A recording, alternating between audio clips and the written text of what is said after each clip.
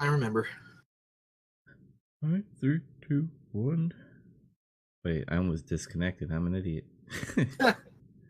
Here we go. You are listening to Big Trouble in Little Podcast. And here are your hosts, Joe Dubs and Andy.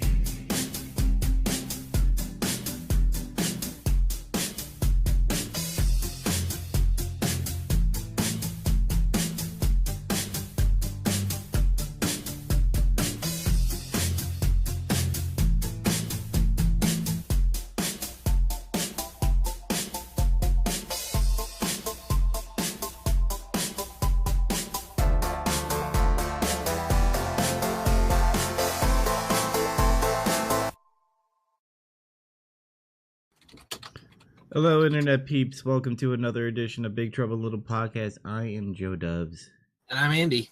I gotta say, I'm so impressed with the intro of what I did. It sounds so cool when I play it. So I always pat myself on the back. I'm like, good. Okay, well then let's just cancel the show and you can just run a concert of all your music. Oh God. If I had a concert, I bet you like only 2 people would show up. But me, myself, and I guess. Anyway, Andy, what the hell have you been playing, watching, or doing? Oh, nothing this week. I still have so much work to do around the house. I didn't even watch. I can't recall watching any like Hulu or Netflix or anything. Well, you did. I You played said D&D on Sunday. that, and you also said you watched Game Grumps. So. Oh yeah, I watched some old Game Grumps when I get ready for work in the morning. I watched it like when it very first started, like when they had only like 16 videos. They were doing like Mega Man and I think Zelda back when it was just John, Tron, and Aaron. And I watched for years, well, maybe a year or two, and then just kind of stopped because it was too much of it to keep up with. But I'm going back and watching some of the series I missed, and it's still funny. Yeah, they still do this. Wow, can't speak. Did they do the same format as they do now, where they just sit down and play video games and shoot? Yeah, it's always been just that. But I mean, now there's more people involved, obviously, and they got a little more variety. And like the thing I was watching this morning is just Danny doing a playthrough of Space Quest 1 by himself. And it's like at first I was like, that sounds like any other playthrough, but it's their personalities. That's the reason you watch Game Grumps. You can watch these games played anywhere. It's just I'm interested to hear what John or Aaron or Ross or Danny or whoever, what they have to say about these games. And sometimes they get off on tangents, and that's the best part. So what I like about Danny is that he sucks at video games and he's really good at some retro games. Yeah. But like when they played Dark Souls, like was it Aaron who's Ego Raptor? Yeah. He is good at video games. And when he's playing Dark Souls, he's really good, but like when he has Danny play, Danny sucks. Yeah. And I just love Danny's like personality or like commentating while Aaron is playing. But yeah, Game Grumps is cool. Man, I used to listen to Game Grumps when I was at Best Buy when we had no customers. I turned that shit on. It was good times. Yep. What I played all last night was The Division, and finally got to level 30, which is the cap in the game. Me and my friends Mark and Jeff helped me out. Pretty much I was an escort pretty much because I couldn't shoot, because if I tried to engage with enemies they would kill me instantly. So I kind of just piggybacked off of them for a while, and then we played like the Dark Zone area. And the Dark Zone area is where you do a lot of PvP stuff. So you go into Dark Zone, you collect like Dark Zone loot, and then you have to extract the loot through a helicopter. And when that happens, some of the players go rogue, and when you have a rogue agent, they try to kill you to steal your loot. Rude. So, yeah, it's kind of rude, and there's still cheaters everywhere. Just like in the when the game first came out. And speaking of The Division, Ubisoft actually announced, like actually during the week, through a tweet saying, "Hey, we're working on Division 2." and a lot of other games did the same thing. I think Call of Duty Black Ops 4. Oh yeah, that's That confirmed. Yeah, that got confirmed, and I believe there was something else. I don't know, but E3 is around the corner. We have like, let's say March, April, May, June. We have 3 more months. But to me, that's like around the corner. It's kind of like Christmas in a way. Yesterday I also played Fortnite with Adam. Adam actually had time to play video games. Oh, I thought he was dead. For a good hour. I like Fortnite better than PUBG. I don't know what it is. Seems like most people are starting to. I read that the numbers had surpassed PUBG. To kind of give you an idea of what on Twitch, how many people are playing it, you have over 300,000 concurrent people streaming it and playing it on Twitch. And then you have 50,000 which is in PUBG. That used to be switched about like a couple of months ago. PUBG was at 200,000 people playing, and Fortnite was the 50,000. So the tide has turned on that one. Yeah. Or as Michael Scott says, turn the tables or something like that in the office. It's kind of unfortunate in a way because PUBG had such a small team that I think it got too popular too fast and they couldn't keep up with it. Whereas Fortnite from the get-go was designed by a bigger studio and they had everything in place and they were ready for success. Yeah, well, the problem is because of their small team and because of the success that they're having, is they're thinking about too much stuff. They want to make a mobile game, which Fortnite is doing, by the way, already. Yeah, isn't PUBG mobile in China, right? Yes. So yeah, that's weird. Because Bluehole is a Chinese company. So that kind of makes sense in a way. But you're doing like all this other stuff, like again, it's a game of service again, where you have this early access game, everybody liked it, and now it's like they're expanding. Like it's its final form is probably not going to be ready until 2 years, and it's sad in my opinion. Yeah. While Fortnite, on the other hand, came from a game that was not battle royale from the get-go. It was just a game where you made a fort and you were fending off like zombies and monsters and shit. And because of the battle royale thing, they were like, let's do it for free. And look at them, man. They're doing awesome. So good for them. Yep. On another note, Square Enix had a sale this week, and I could not pass up buying Nier Automata, however you say it. I've heard Automata, all kinds of. No one knows. Yeah, I bought it for $30. So I was like, that's a steal. I don't know when the next time this game's gonna go on sale. So I had to snag it. I didn't play it yet because there's a lot of games I want to get to.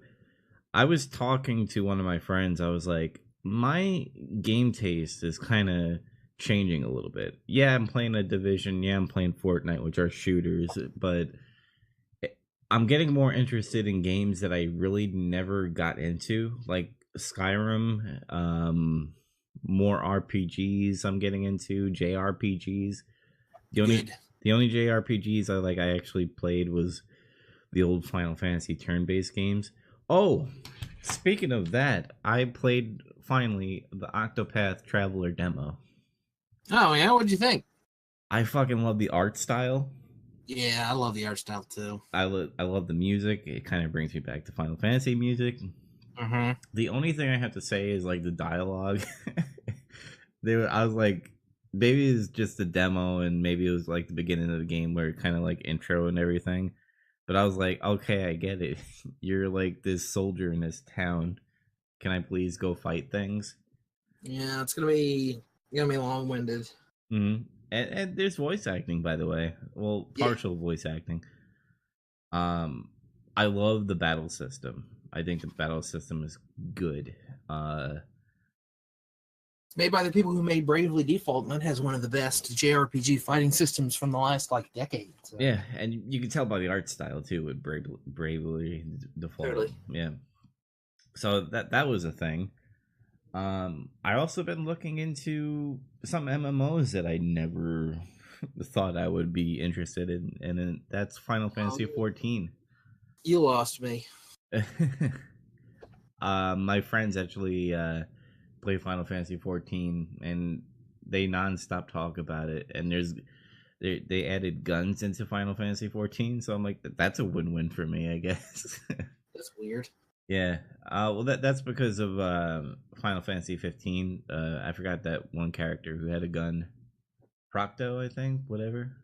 Yeah, Prompto had a gun. I mean, there's guns in lots of Final Fantasies. It's just Final Fantasy 14. I thought was in, or no, which one's in Evilise or whatever, the Tactics world. I might know the 12's there. I don't. Whatever. Never mind. Forget I said anything. I don't know what's going on. Well, what's great about Final Fantasy 14 is that you could have you could change your class, so you're not stuck with one character and be like, oh man, I'm a ranger or I'm a tank class in some way. It's like you could change throughout the game, so I thought that was cool. Have I been watching anything? Not really. I mean,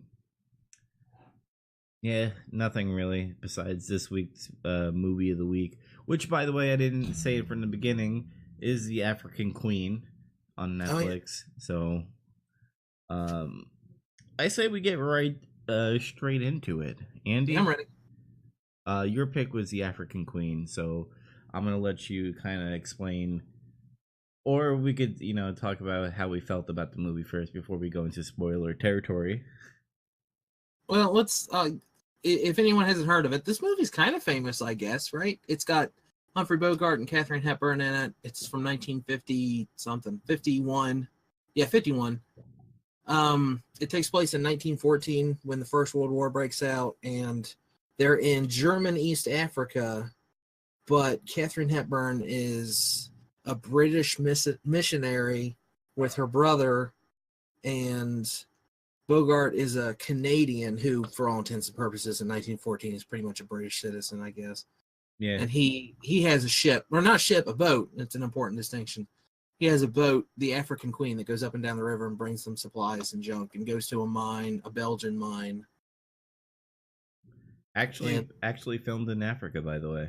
Yeah, big parts of this were actually filmed in Africa. This is like the classic, the golden age of Hollywood or whatever, when they had to put huge bars on the poster that said "Color by Technicolor." Oh my God, it's in color. I want to go see that.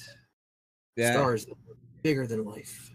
There were some scenes where they're in front of a screen and shit in a studio. Clearly, yeah. There's some rear screen projection in this movie, but. Mm-hmm. I kind of like the whole World War I setting because they don't go deep into what happened in World War I. You kind of just see the Germans show up out of nowhere, and Germans in this movie are fucking assholes. Yeah, they just come into town and they just fucking burn it and everything.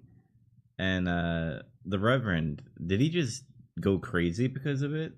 I was thinking about it. If you'll recall, when he was like, "What's the meaning of this?" The guy hits him in the head with the butt of his rifle. Mm-hmm. I think he got hit in the head too hard, and it kind of,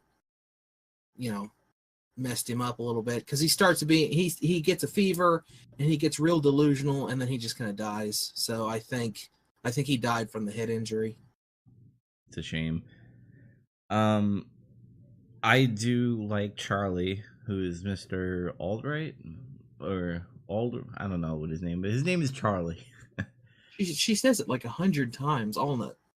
Mr. Allnut. Allnut this. Mr. Allnut. Mr. Allnut. The first third of the movie where they call each other Mr. Allnut and whatever he's calling her, ma'am or something. At the end of every sentence, it gets so tiring. Yeah, it was said too many times that in my brain, I just kind of shut it off because it was annoying. And I liked how Charlie was getting sick of it because he's like, "I'm over here. It's not like I can go anywhere else. Just say." 30 Yeah. I like the old boat, by the way. I kind of like the boiler on it, the steam and everything. Just a raggedy old boat, and you have your raggedy old captain. And I liked how Charlie said that he's a Canuck. Yeah. I thought that was cool. It was a romance, this movie. Like, you would think that there would be some action, I guess, because you have Germans in it. Yeah, I mean, I knew it was going to be a romance, but man, they really like. There's like a scene where the movie's like, "Oh, I'm sick of this shit. This is a romance now," and it just like, and then they fall in love. It's an okay movie. That's fine. Do whatever you want. It's just it's very, very abrupt. She kind of goes from 0 to 100, being like, "Oh, we're a thing now." And like at a point where they're having their first fight, they're like, "Oh, we're having our first quarrel," and I was like, "Whoa, she's kind of moving too fast right now." The chemistry between these two characters were, I think, great, which made me more excited to watch the movie in a sense. Because if it didn't have good chemistry, I'd be like, yeah, you guys are fucking in love and shit. Who cares? Yeah, I mean, if it wasn't for that, then the movie would be unwatchable because that's all the movie is it's these two characters on a boat. Like there's at the beginning, they're in the village, and at the end, I guess spoiler alert, they're on the what was it called? The started with an L. The German ship. The Louisa. And there's other characters then. Yeah, Louisa, that's it. But other than that, it's just the two of them on a boat, on a river, in Africa by themselves. There's some crocodiles and some hippos, but that's it. Like, if the two of them talking was boring, this movie would be worthless. Yeah. Yeah, there was a lot of comedy and stuff. I like the whole, when the boiler is starting to act up, he just kicks it. He kicks it. Like, that's your typical, like, rinky-dinky boat, and he just needs to get it going again. Apparently there was a screwdriver dropped in there. That's why it does that all the time. Yeah, he said one of his boys, one of the guys working on it, that ran off. Mm-hmm. What'd you think of the first scene when they're in the church and they're like singing in their own native language, and the other British people are just singing? They're doing their best. Yeah, I laughed a little bit. That was funny. Yeah, because it's just like mumble and all that stuff, and then Charlie comes and he just throws his cigar, and like everybody went crazy. Yeah. I thought that was like kind of a weird scene, and I guarantee in today's world you wouldn't see that scene. Yeah, I was thinking that too. Like, it's not that it's like spiteful or anything, but I think people would be. I mean, it is weird that they go out of their way to depict the Africans that way, but I guess I think it's that way. I don't know. I wasn't there. I think it's because we talk about it so much today that it would pretty much be like, oh, that's not in good taste right now. But like back then, I guess it wasn't. They didn't really care, because during that time there was still like civil rights movements and shit. So I don't know. Anyway, I like how the Germans, like, their accent kept on changing. I don't know if you noticed that. Yeah, they were clearly not played by real Germans. One of them had a real German name, so maybe he was, but most of them, yeah, I did notice that. They didn't seem to have any consistency in the way they were speaking. Yeah, and the whole getting from point A to point B was kind of weird to me, because I was like, all right, they're going down these rivers and stuff, and he's saying it's dangerous, which it was a little bit, because they had to go past like the rapids and all that stuff, and then you had the Germans shooting with snipers and shit. Yeah, the fort. Yeah. Did you get pissed off at Rose pretty much being like, we need to go torpedo something? Yeah, I mean, she's a total bitch the first half of this movie. Like, we need to go do this. Oh, you need to serve your country and stuff. And it's clear that she just wants revenge for what happened to her brother. Mm-hmm.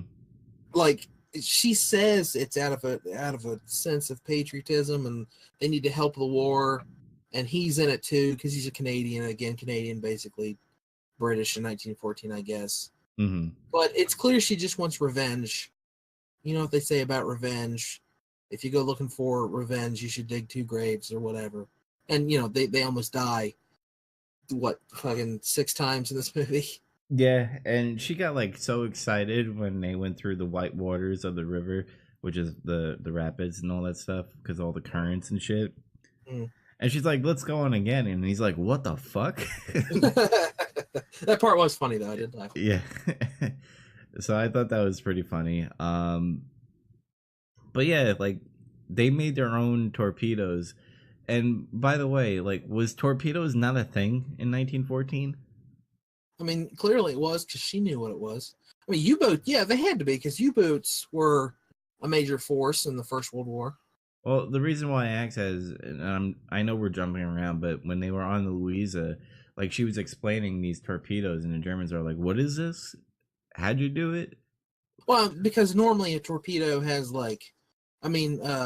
Charlie explains it. It's got like gyroscopes and all the fucking propulsion, a little engine, and all this other shit. He couldn't truly make a torpedo. It was more an improvised explosive, but he rigged it up pretty clever. Mm-hmm. When they were getting shot from the fort and stuff, I'm like, they're hitting the explosive like 1,000 times. Why aren't they blowing up? I don't know if you saw that part where they were getting shot at. I was like, and like she knew the sun would like be in their eyes and stuff, so I thought that was pretty cool. Yep. Did the Germans, did they use the Africans as like part of their army during 1914? I don't remember. I think. Oh, excuse me. Oh, another early morning show, folks. I think all the colonial forces did that. I mean, they would recruit natives. They didn't want to ship a bunch of people there just to be in their military. So yeah, they probably had a lot of people in their military they were trying to train up. And you'll notice that the boats were crewed by Native Africans as well. So, But yeah, that makes sense. Yeah, it sucks. Like in the beginning, what they did is like the African armies and stuff were like taking their own people, and the only thing I can guess was like executing them if they didn't join. I don't know. They said they burned their houses so they wouldn't have anything to come back to. So that makes me think that they're alive somewhere. They might have rounded them all up and they're like, all right, you're on our side now. Maybe they started training the men as soldiers or something. I don't know. That's a historical thing that didn't play into the story too much. I'm glad to say. Yeah, like we said, it wasn't really more of the war. Like they were there, but the main focus was the 2 characters.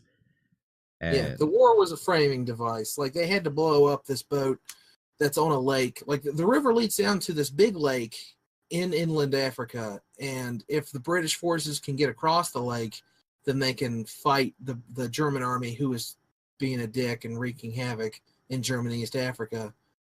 But they can't get across the lake because the Germans brought this steam. It's not a frigate; it's something smaller. But they brought it over in sections and then rebuilt it in this lake so they can command the lake. And it's a 6-pound gun in it. And if they try to cross the lake, then they just get sunk. And then surrounding it is just like a ton of forest that it would take them forever to hack their way through. Yeah, getting back to like Rose having like this revenge path and stuff. There were many times in the film was like, all right, this is a beautiful place. Why don't we just stay here and not do the thing? And then they go down a waterfall and their like propeller thing like breaks and shit. And like at that point it'd be like, all right, this is a sign. We need to stop doing this. And she's like, oh, why don't you weld it? And I'm like, this is signs. Like, you're going to die, maybe. So don't... I don't know. You say it's signs, and then basically God saves them at the end when they get caught in the grass. Yeah. And then it's like the sun shines through the clouds, and it rains real hard, and it pulls them out to the lake. Oh, man, that seems stupid. Yeah. What...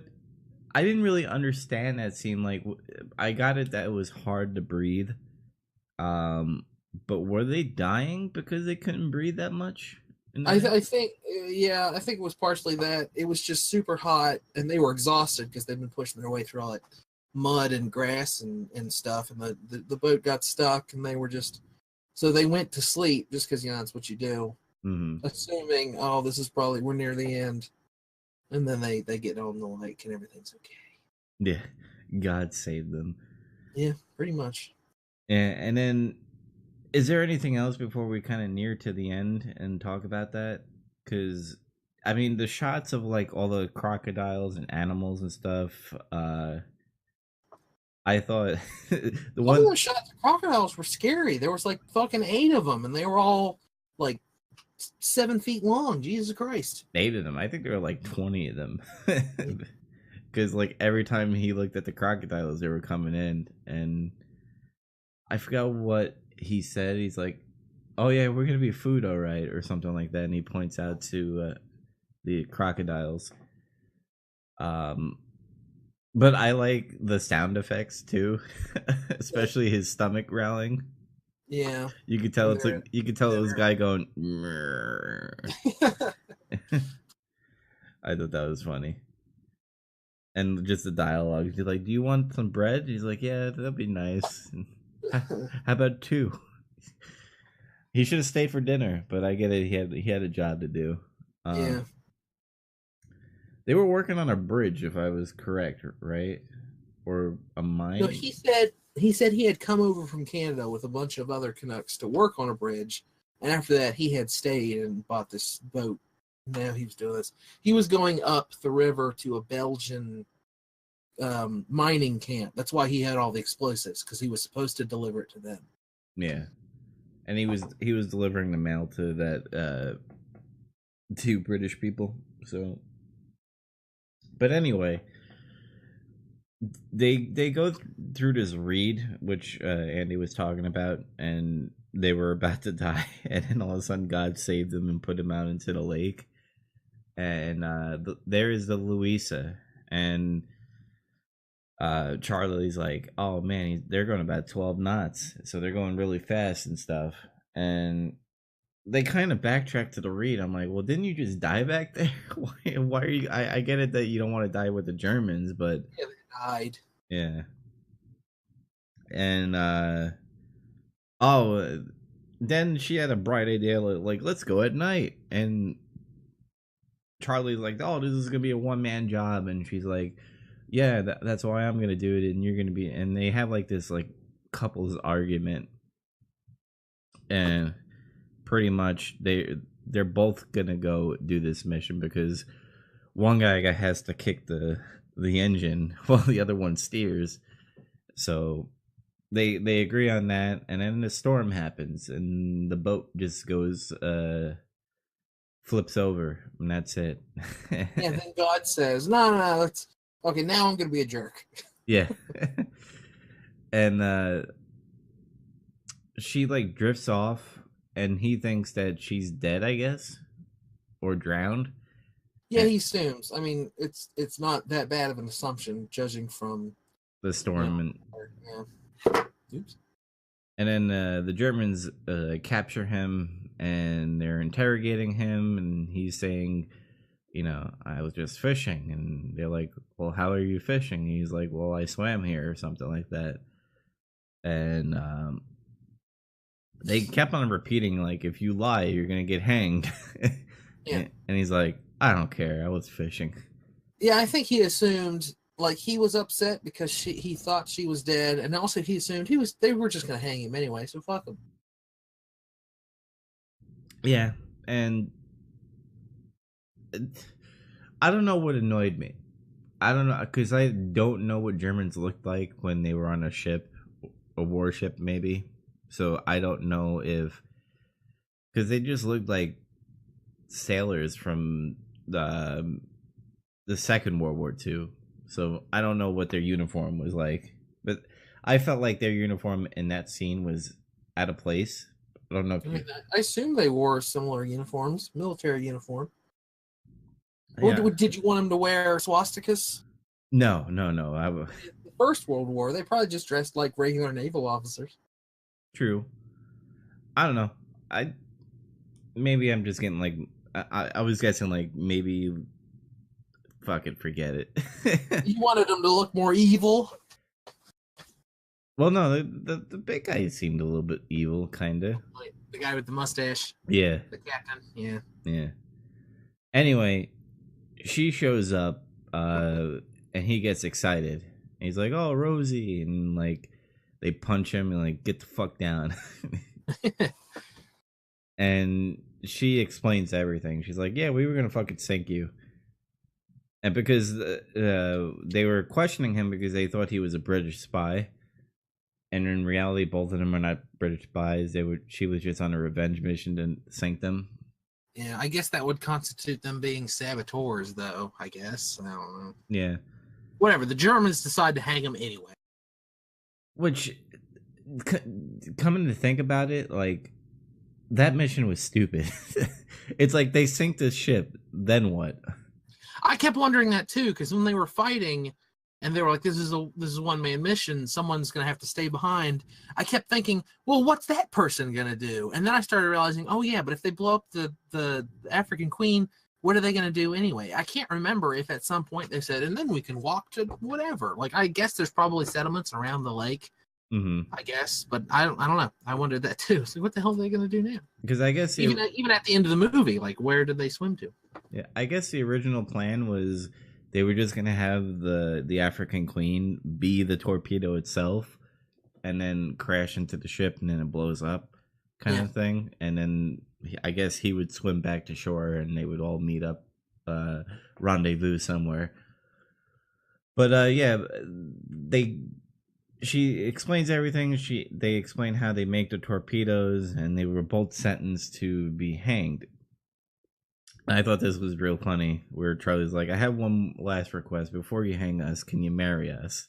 Yeah. And I thought the delivery was great from the German. He's like, "All right, you guys are together. Now let's proceed with the fucking hanging."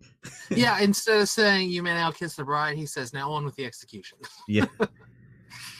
And at this very moment, you could see it in the shot, which I thought was kind of stupid in a way. Like, there's always a lookout on a ship to see what's ahead of them, so like another Titanic won't happen. And Titanic hadn't happened. Oh, yeah, it had. It had already. And I assume they were all wrapped up with the execution. All the officers were like doing important shit so they could kill these two British people. Yeah, I guess they were just trying to make the Germans look dumb. But I mean, yeah, total Deus Ex Machina at the end. They just accidentally run into the capsized African Queen and it blows up. Yeah. And then they live happily ever after. I guess they're married now. Yeah, now they're married. And that's how it ends. And yeah, they just swim off screen and that's it. I was pleasantly surprised with this movie. I thought it's gonna be this romance. It's an old movie, so it's gonna be like it's gonna drag out like it usually does. Yeah, I was real worried when I chose it. Like, I kind of chose it like, I guess we'll do this. I saw it was only an hour and 45 minutes long. I said, well, at least it's not long. We can manage it, because I know it's a classic movie, but every once in a while I'll watch a truly classic movie and be like, okay, I don't see what the big hype is all about. And I only had one friend that, to my knowledge, only one friend that had seen this movie. And I said, what do you think about the African Queen after I'd chosen it? Because I wanted to tell him, you should listen to the show. We're going to talk about this movie. He said, I didn't like it. Hepburn's just a total bitch in the movie and something. I was like, oh, well, fuck. Now Dubs is going to be angry at me because I chose the stinker. But I don't know. I really liked it. Like, I think you made the best point. The chemistry between the two of them makes the whole movie. Like, it's interestingly shot, and I'm sure in 1951 when people were seeing all these shots of crazy Africa, that was really interesting and stuff. But yeah, it's just the two of them are really good. Now, I'm not saying it's like, I have to admit there were about 10 times watching this movie where I was like, man, I really want to just go watch Casablanca because the movie's the best. Or I realized when I was getting ready before the show, John Huston, the guy who directed this, also directed Treasure of the Sierra Madre, which also has Humphrey Bogart in it, and he is an asshole in that movie. That movie's also awesome. But I kept thinking, I kind of want to watch this other stuff. But no, this was really good. I'm glad I've seen it. Like, I'm not going to rush out and buy it on Blu-ray, but yeah, it's a pretty good movie. Mm-hmm. I definitely do recommend this movie. It kind of gives you a little history, a little bit, not too much, on World War I. Yeah, totally.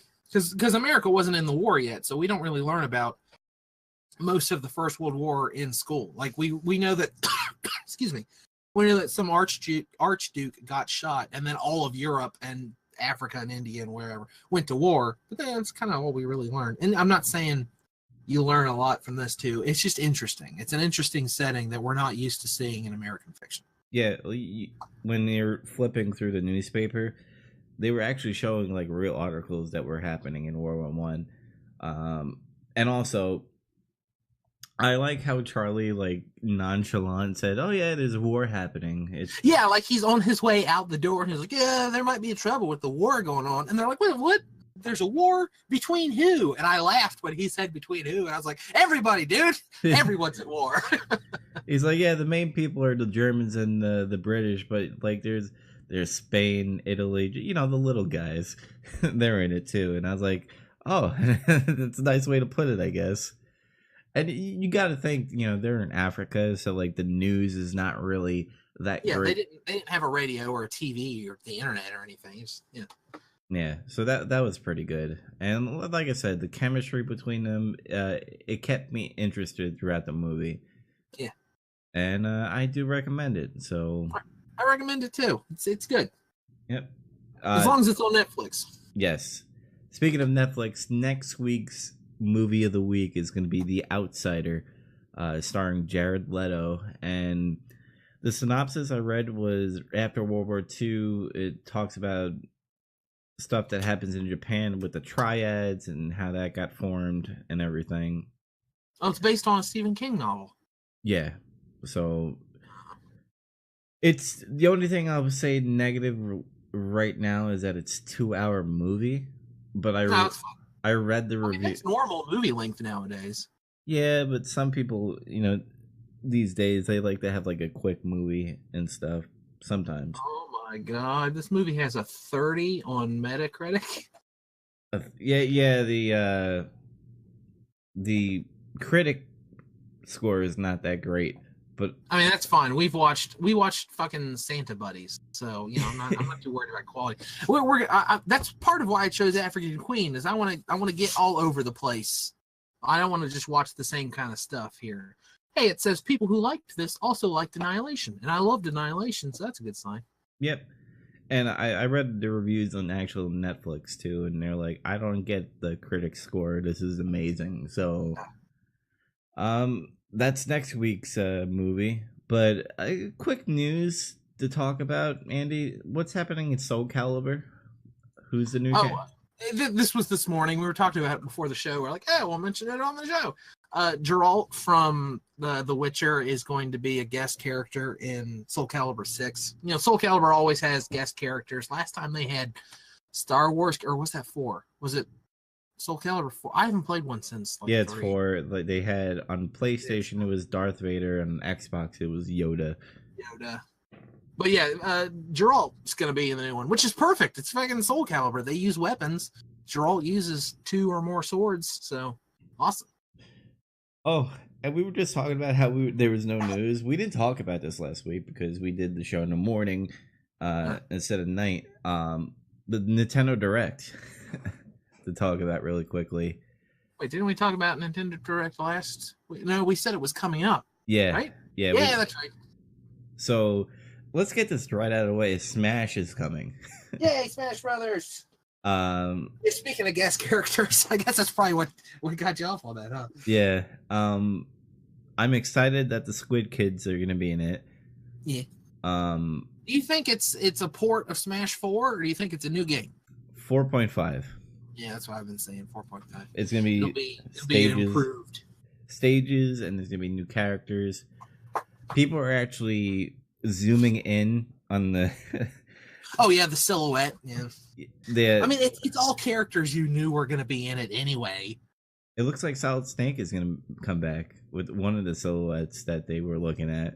That would be cool, but I mean, that could be any humanoid figure. I feel like Konami is going to like let you have the Metal Gear 5 Solid Snake, or maybe. I don't know how they feel about Metal Gear 5 nowadays. Like, I mean, Survive came out and everyone hated it.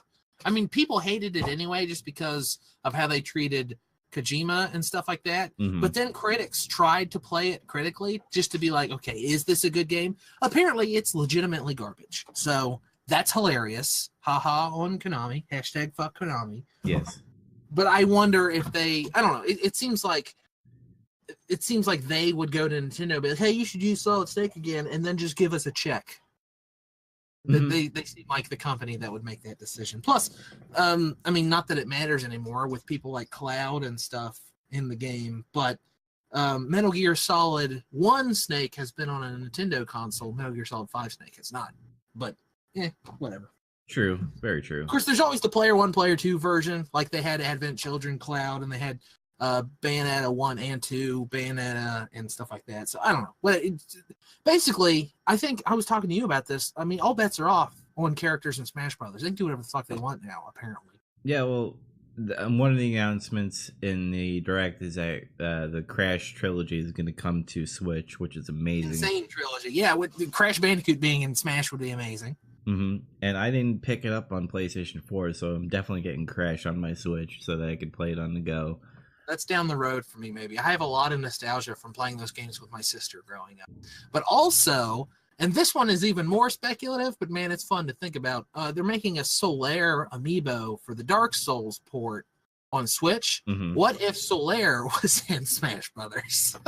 Yeah, actually, that's a good guess because the silhouette that kind of looks like Snake could be that. Yeah, it's just a humanoid figure. It could be anything. It could be John Madden for all we know. I don't think. Yeah. Do you? This is kind of jumping to E3 again, but do you think Mother 3 is going to be announced at E3? It's a matter of time. Mother 3 is coming to the Switch, and if it didn't, Nintendo is just leaving money on the table. Yeah, and It's just when are they going to do it? They better announce some form of virtual console. If it's with the online service, I'll be happy with that. I think Nintendo's smart in that they're trying to space out big events. Like right now, they want to focus on that Kirby game coming out. But before this, they were focusing on, there's a Bayonetta port and some other garbage.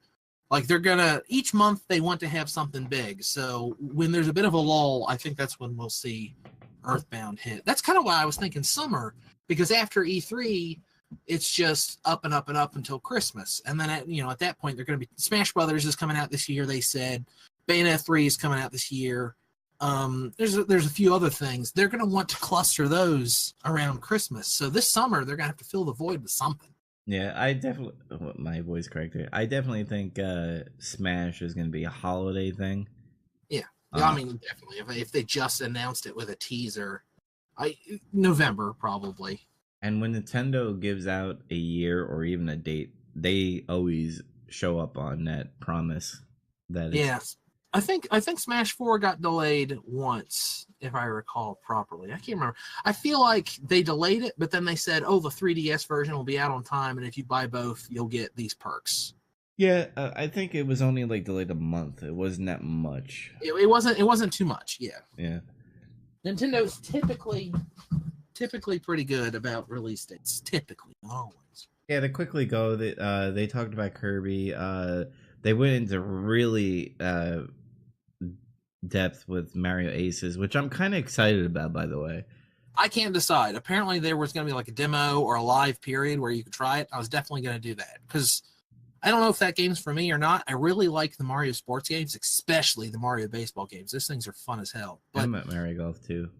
I don't know. I'm interested to see about it. I feel the same way about a couple other things. Oh, they're gonna have that single player expansion for Splatoon 2 though. I'm getting that. That's for sure.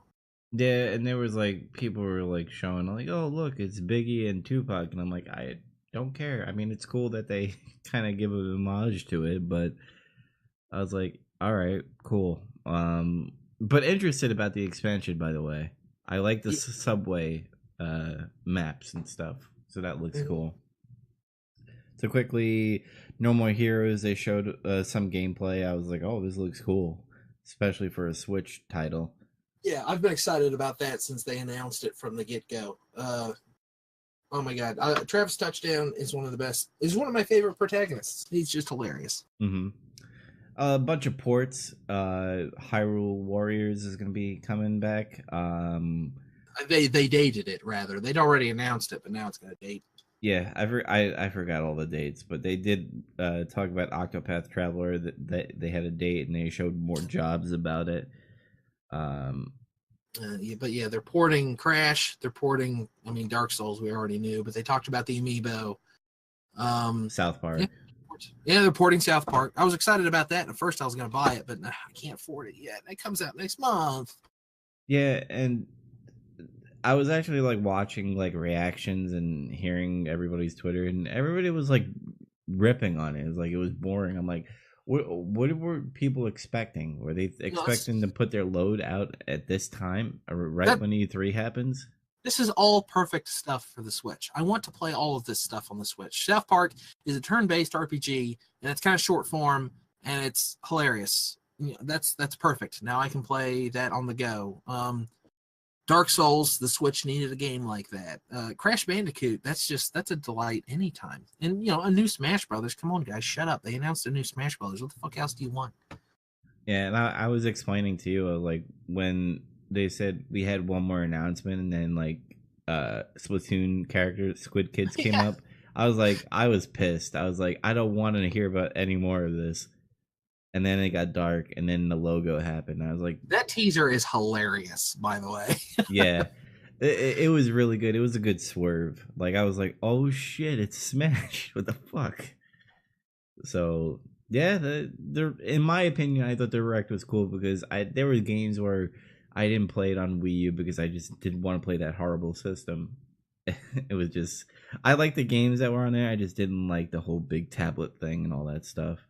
I like the Wii U. Another news really quickly. Drake, the rapper, was playing with one of this Twitch streamer called Ninja, and he got him up to 600,000 viewers, and apparently Ninja got 100K subs, which is $4.99 per sub. So just think about that math real quickly. So looks like Fortnite got a big opening of more people because of Drake, and also Twitch. So quick little happy news, I guess, for that Twitch streamer, and you know, publicity.